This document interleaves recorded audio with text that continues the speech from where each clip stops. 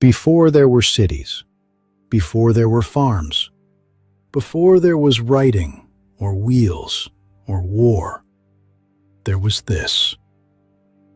A creature built like something out of deep time, armored, enormous, crowned with a weapon made of the same stuff as your fingernails.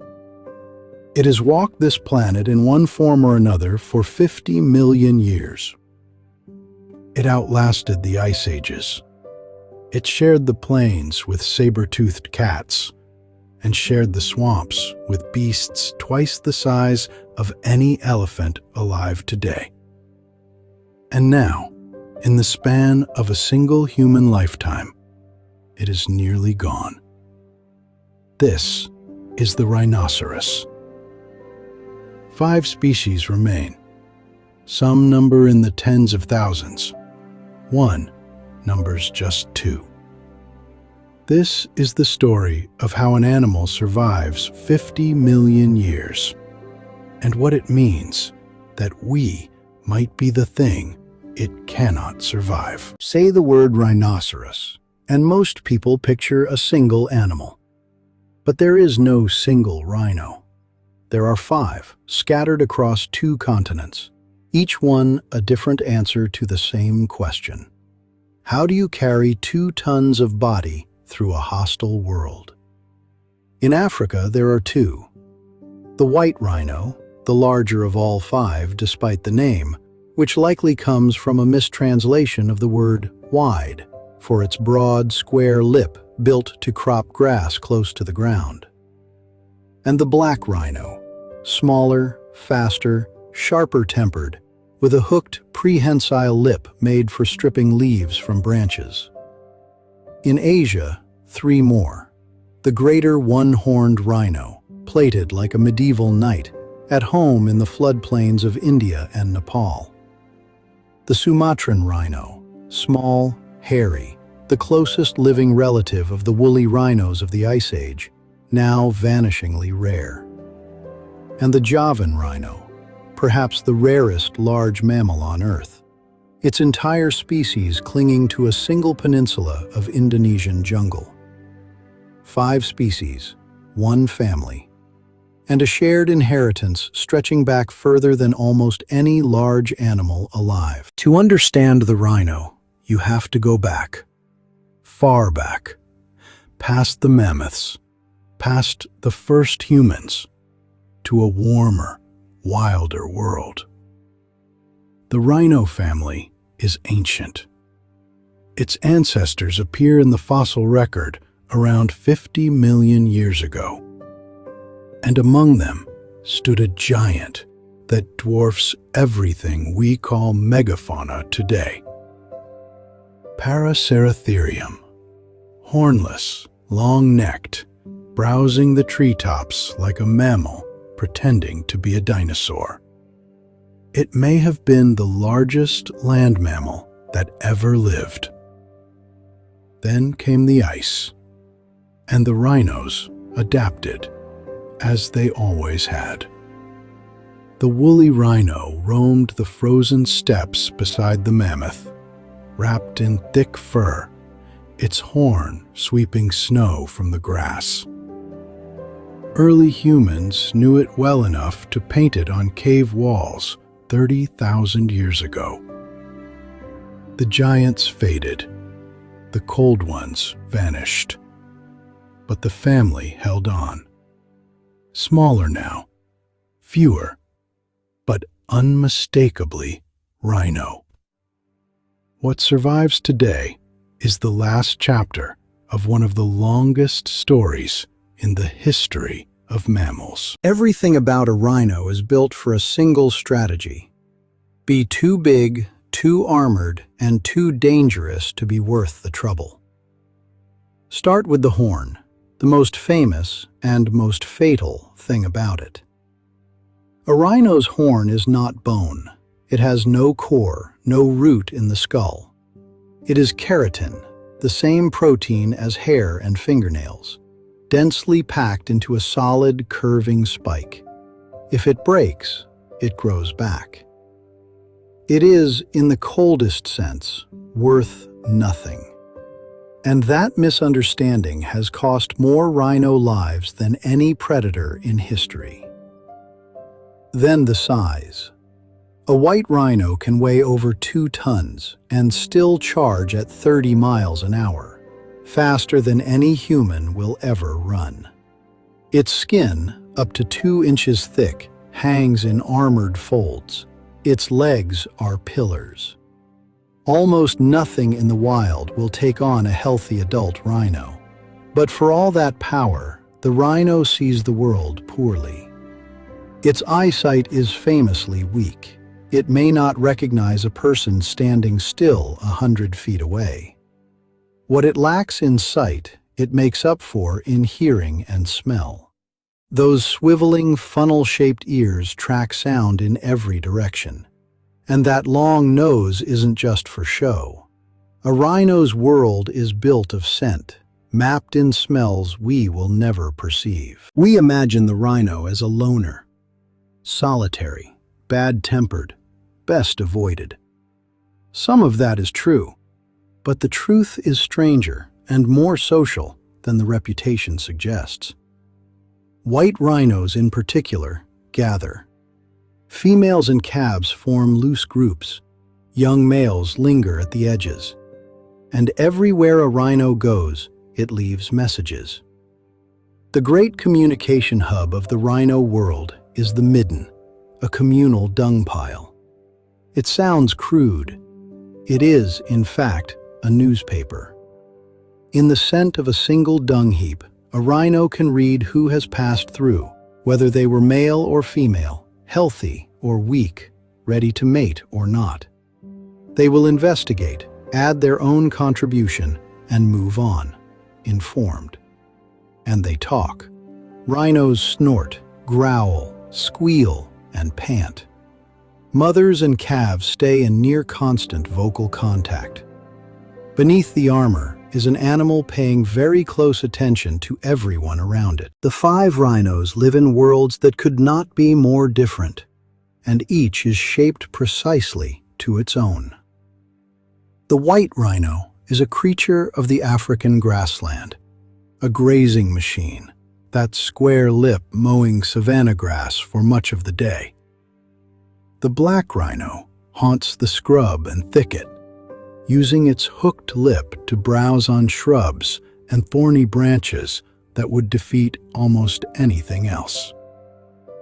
In Asia, the greater one-horned rhino wades through tall elephant grass and swamps, as much at home in water as on land. The Sumatran and Javan rhinos are animals of dense tropical rainforest, shy, hidden, moving through green shadow, feeding on fallen fruit, leaves, and young shoots. Grass or forest, swamp or savanna, the rhino is a landscape gardener on a massive scale. Where rhinos graze and browse, they shape the very plants around them, pruning, fertilizing, clearing. Remove them, and the land itself begins to change. For an animal that has survived 50 million years, the rhino reproduces with remarkable and dangerous slowness. A female carries her calf for around 16 months, one of the longest pregnancies of any land mammal. And she will usually raise just one calf at a time, spacing births 2 to 4 years apart. The calf arrives weighing as much as a grown man and is on its feet within an hour. For the next several years, it stays close to its mother, nursing, learning, following. She is fiercely protective. A mother rhino defending her calf is one of the most formidable sights in the natural world. But that slow rhythm, one calf, years apart, is also the rhino's great vulnerability. A species that breeds this slowly cannot easily replace what is taken, and a great deal has been taken. Here the story turns. For 50 million years, size and armor were enough. But they are no defense against the one predator the rhino never evolved to face. The horn, that worthless bundle of keratin, is, in some markets, worth more by weight than gold. Ground into powder, sold on false promises of medicine it cannot deliver, carved into ornaments of status. And so the killing came. In the 20th century, rhino populations collapsed. Tens of thousands fell to poachers' rifles. Whole subspecies were wiped out entirely. And behind the guns, a quieter loss. Forests cleared for farmland, grasslands fenced and fragmented, wetlands drained. The wild spaces a rhino needs, vast, connected, undisturbed, shrinking year by year, until some populations were left stranded on islands of habitat too small to sustain them. The numbers are stark. The northern white rhino, a subspecies that once ranged across Central Africa, is now down to 2 individuals, both female. There will be no more born the ordinary way. The Javan rhino, a few dozen. The Sumatran, fewer still. This is what 50 million years comes down to. Not a slow fading, a killing. But this is not where the story ends. Because as the killing rose, so did something else. A response, stubborn and global, and refusing to give up. On the ground, rangers patrol reserves day and night, often armed, often at real risk to their own lives, standing between the rhino and the rifle. Some rhinos are guarded around the clock. One animal, one team. Technology has joined the fight. Drones and thermal cameras watch for poachers in the dark. Some horns are treated or dyed to make them worthless to traffickers. Populations are moved, translocated, to safer ground, and to start new herds where old ones were lost. And at the far edge of the effort, science reaches for what once seemed impossible. For the northern white rhino, with only 2 females left, researchers are racing to create embryos in the lab from preserved cells. An attempt to bring a subspecies back from the very brink of nothing. None of it is easy. All of it is expensive. And all of it exists because people decided this animal was worth saving. And here's the part worth holding on to. It can work. Go back a little over a century, and the southern white rhino was thought to be finished, reduced by some counts to fewer than 100 animals in a single corner of South Africa. It should have been an ending. Instead, it became one of conservation's greatest comebacks. Protected, managed, and given room, those few animals multiplied. Today, the southern white rhino numbers in the tens of thousands, the most numerous rhino on Earth. A species pulled back from the edge by deliberate human effort. In India and Nepal, the greater one-horned rhino tells a similar story. From a few hundred survivors to several thousand, recovered through fierce protection and restored habitat. These are not miracles. They are the results of decades of hard, unglamorous work. And they prove the most important thing of all. Extinction is not inevitable. When we choose to act, the giants can return. Before we go, a few things about this animal that are simply worth knowing. A group of rhinos is called a crash. It could not be more fitting. Rhinos and small birds live in partnership. Oxpeckers ride on their backs, feeding on ticks and insects and calling out at the first sign of danger. A living alarm system with wings. Rhinos love water. They wallow in mud for hours, not for fun alone, but as sunscreen and insect repellent baked onto their skin. That horn never stops growing, worn and reshaped by a lifetime of rubbing and use. And despite their bulk, rhinos can turn on a coin, pivoting and charging with a speed that has surprised many who assumed that big meant slow. 50 million years has made a very sophisticated animal, one we are only beginning to understand as we come close to losing it. We began 50 million years ago with an animal that outlasted the ice. It survived the great cold. It survived the giants and the predators and the slow grinding of deep time. The one thing it could not have prepared for, the one force 50 million years of evolution never armed it against, is us. But that cuts both ways.